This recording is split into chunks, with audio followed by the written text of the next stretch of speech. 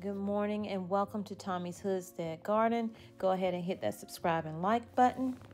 Today's video is about, well, the title is Prepare Now for Higher Cost of Food and Everyday Products. What does that mean? That means you should be planning what you're doing for your family now while you can afford it. I know it may not seem like it right now, but the world is facing a global shortage. We are running out of a lot of items. Your store may be packed, but in other areas it's not.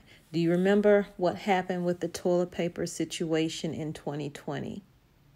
People were rushing out to get it. They didn't know why they were getting it. They just know everybody else was doing it, so they did it as well.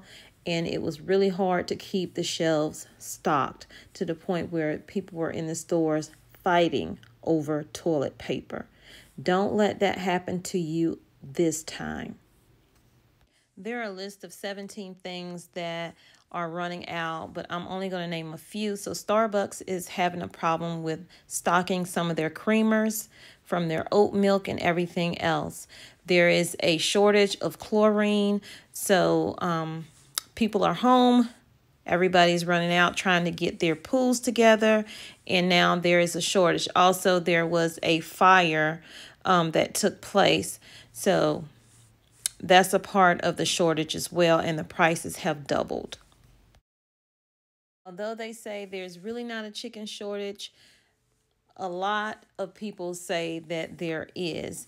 And the reason for that is the roosters. When they had the freezing cold in Texas, the roosters stopped producing. So that caused a shortage in chicken. The cost of renting vehicles have skyrocketed is what they're saying. Usually you could get a car for $300 a week. Now it's $300 a day.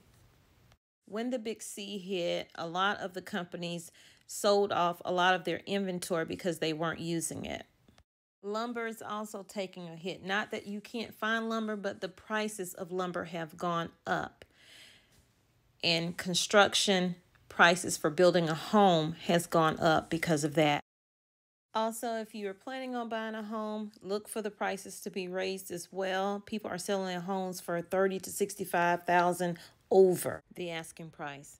They are also having a hard time finding the chips for the newer vehicles, and also the used car dealers are selling their cars for way more than what they are worth because of that. Food shortages are real. I believe that you should be growing your own food if you have space to do so. I started last year and I love every minute of it. For me, growing food is an extension of my prepper food pantry. When you sow something, you will grow something. You have not started an emergency food pantry, I think that's something you should consider doing when times get hard, whether you lose your job or any sickness or health issues.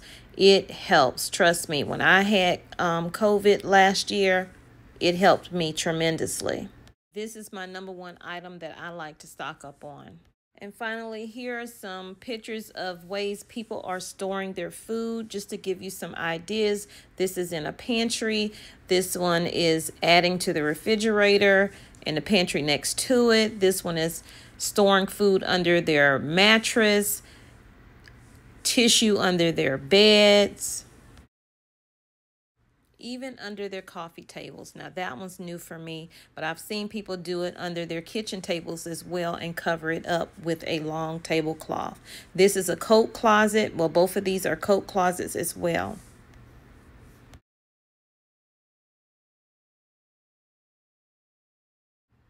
I hope this video was helpful, and if not, maybe share it with someone that it can help. Also, don't forget to subscribe, and I would love it if you would like the video. See you in the next one. Trying to find some balance in my